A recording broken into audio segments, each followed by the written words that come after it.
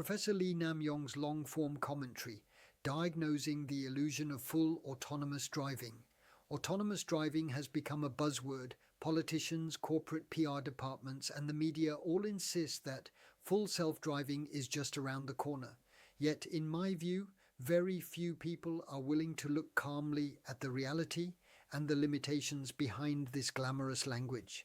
Around 1.19 million people are killed in traffic accidents every year worldwide, and road traffic injuries are the leading cause of death for children and young people aged 5 to 29. Korea is no exception. In 2022 alone, 2,735 people lost their lives on the road. The fatality rate was 5.3 per 100,000 inhabitants, and roughly 35% of the victims were pedestrians. Autonomous driving is not a fashionable tech slogan. It is a matter of survival that must confront these brutal statistics head-on. In this essay, I aim to re-examine autonomous driving through the lens of global standards, world best practices, the US, Federal Enterprise Architecture, FEA, advanced country cases, and international statistics. Using the perspective of relational philosophy, I will speak about technology, but ultimately, I want to bring the discussion back to human beings and society. Any serious discussion of autonomous driving must begin by clarifying the notion of levels. Internationally, the SAE, Society of Automotive Engineers, 6-level framework from 0 to 5 is the accepted standard. Level 0 is mere warning. Levels 1 and 2 are partial automation that assist the human driver.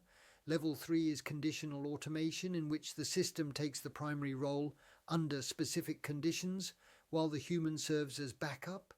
Level 4 is high automation that can handle all driving tasks within a defined operational domain. And Level 5 is full automation that requires no steering wheel or pedals anywhere, anytime.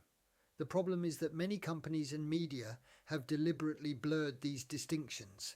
Tesla's full self-driving, supervised, sounds like level 4 or 5, but in its own legal documents, Tesla clearly states that active driver supervision is required and the system does not make the vehicle autonomous. Under international criteria, it is still nothing more than an advanced Level 2 driver assistance system. By contrast, Mercedes-Benz's Drive Pilot has been certified by the German Federal Motor Transport Authority as the world's first Level 3 conditional automation up to 95 kilometers per hour. Yet it only operates on specific highway lanes in Germany under particular weather and traffic conditions, and outside those conditions, the driver must be ready to take over immediately. Hyundai Motor Company is likewise running trial services of Level 4 Ioniq 5 robotaxis in limited areas such as Gangnam and Pangyo. But these also do not step beyond the boundary of designated zones under designated conditions. In short, as of 2025, there is still no passenger car anywhere in the world that an ordinary consumer can ride with eyes closed, anywhere and any time, under all weather conditions. What we currently see on the road are not autonomous vehicles, but conventional cars equipped with increasingly sophisticated driver assistance systems. At this point, many people say we just need to wait a little longer. They believe that as artificial intelligence becomes smarter, sensors more capable, and chips faster, machines will inevitably surpass human drivers. I regard this belief itself as a product of the limitations of object-centered thinking. Conventional debates treat the car as a single clever object. The assumption is that if we attach more sensors, add more deep learning chips, and raise camera resolution, we will eventually be able to replace humans. But the essence of modern civilization is not objects, it is relationships. Safety is determined by how roads, signaling systems, communication networks, other vehicles, pedestrians, insurance, laws and regulations, data governance, and urban design are connected and coordinated. The relational philosophy and relational intelligence that I have been developing put this design of relationships at the center. This is not a problem that can be solved by making a single car smart. It is a structural challenge that demands the evolution of the entire relational network. If we look at real statistics, the power of these relationships becomes obvious. The global average road traffic death rate is about 15 per 100,000 inhabitants. In high-income countries, it is around 9. In some Nordic nations, it is as low as 2. Korea's rate of 5.3 represents major progress compared to the past, but it still does not place us in the very top tier. The reason for these differences is not the presence or absence of autonomous vehicles. It lies in factors such as speed regulation, drunk driving enforcement, pedestrian-oriented urban planning, safe infrastructure, data-driven policy, and traffic culture and education. In other words, what determines the fatality rate is not the cleverness of an autonomous driving algorithm, but the way we have designed the road as a social relationship network. Yet our society pays little attention to this structural solution, and instead becomes fascinated with Tesla's stock price and tech marketing slogans. This is a classic symptom of a society trapped in the myth of objects. From the standpoint of relational philosophy, an autonomous vehicle is not a machine made only of sensors and AI. It is a moving relational node. To imitate the human eye, ear, sense of balance, and tactile sense, an autonomous vehicle must combine 5 broad classes of sensors: wave-based sensors, radar, LiDAR, ultrasonic, electronic sensors, current, voltage, steering angle, wheel speed, and so on, gravitational sensors, IMUs, accelerometers and gyroscopes, thermal sensors, infrared and thermal cameras, and vision sensors, RGB and monochrome cameras. According to international review papers, most current commercial and research platforms for autonomous driving employ a multi-sensor architecture that fuses cameras, radar, LiDAR, ultrasonic sensors, and GNSS, with each sensor configured to complement the weaknesses of the others. Let us look first at wave-based sensors. Radar emits electromagnetic waves to measure the distance to and relative velocity of objects. Modern automotive radar systems can achieve distance errors on the order of 1 to 2% over tens or hundreds of meters and are extremely precise in assessing relative speed, but they have limited ability to determine the shape and exact angle of objects. Some studies report that radar alone can classify vehicles and pedestrians with over 90% accuracy. Yet when we add a mixture of people, bicycles, motorcycles, and complex scenes, reliability drops sharply. LiDAR uses laser pulses to construct 3D point clouds, achieving centimeter-level distance accuracy over tens or hundreds of meters, roughly a 1% error margin, with very high angular resolution. However, it is vulnerable to rain, snow, fog, and strong sunlight, and it faces challenges in cost and durability. Ultrasonic sensors typically operate within 3 to 5 meters for parking assistance and similar functions. When combined with radar, some research shows that they can reach about 95% accuracy in classifying road surface types and near-field conditions. Electronic sensors measure wheel speed, steering angle, pedal position, battery status, and similar variables to track the internal state of the vehicle itself. Gravitational sensors, IMUs, use triaxial accelerometers and gyroscopes to detect the vehicle's tilt and rotation. Over short time windows of a few seconds, IMUs can provide extremely high attitude accuracy below 0.1 degrees, but their drift accumulates over time, so coupling them with GNSS and maps is essential. Thermal sensors, which see heat via infrared radiation, are very useful for detecting pedestrians at night or in fog, but their resolution, range, and cost mean they still play only a supporting role. Vision sensors are the closest thing to the human eye. In urban driving datasets such as cityscapes, state-of-the-art deep learning-based semantic segmentation networks have achieved mean intersection over union (MEOU) scores in the range of 75 to 80% at the pixel level. On autonomous driving benchmarks such as Kitty, some models now exceed 80% average precision, AP, for 3D vehicle detection. Under good weather, daytime, and normal road conditions, the combination of vision sensors and AI-based filters is thus the richest and most accurate tool we have for answering the question, what is where and what is it doing? However, all these numbers are test track metrics. When we analyze how performance degrades under bad weather and lighting, heavy rain, snow, fog, glare, or snowy roads, we find that camera-based perception can lose 20 to 30 percentage points or more of accuracy. For that reason, I summarize vision sensors as follows. They are the most powerful sensors when conditions are good, and the ones that fail first when conditions are bad. At this point, it might seem that we just need to add more sensors and make them more precise. Yet the truly difficult part is not the sensors themselves, but the filters that sit on top of them, that is, the artificial intelligence.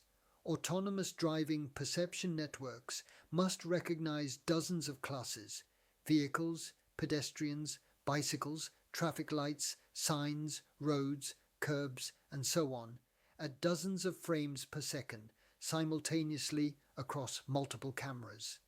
Tesla, for example, is said to collect billions of video clips and sensor traces from millions of vehicles to train its full self-driving FSD neural networks. To process this data, it developed the Dojo supercomputer, aiming for exaflop scale computing performance, and feeds learning pipelines with video at a scale reportedly reaching hundreds of billions of frames per day. Even so, FSD remains stuck as a supervised Level 2 system that still demands continuous driver oversight and continues to be the subject of regulatory investigations and lawsuits in the United States. In the United States, Object Video emerged early as a leading company in intelligent video analytics, building more than 50 patents and a broad partner network, and delivering impressive results in surveillance, security, and commercial camera applications. Yet these solutions too are essentially specialized filters optimized for particular domains and scenes. The notion that a single company could, on its own, develop, verify, and maintain a general-purpose vision filter for autonomous driving that works across all cities, all roads, and all weather conditions worldwide is, in practical terms, close to impossible. The size of the dataset, the cost of computation, the scope of legal liability, and the breadth of safety validation required make such a monopoly both technically and socially unrealistic. This is why recent trends in the field point toward vision language models, open source 3D detection frameworks, and shared international benchmarks, an ecosystem in which academia and industry work together. In my view, this is precisely the direction that relational philosophy calls for. We must abandon the myth that a single genius company can solve everything, and instead build a relational ecosystem in which multiple actors jointly design and validate sensors, AI, maps, infrastructure, cities, law, and insurance. If we look at markets and statistics, the direction is already visible.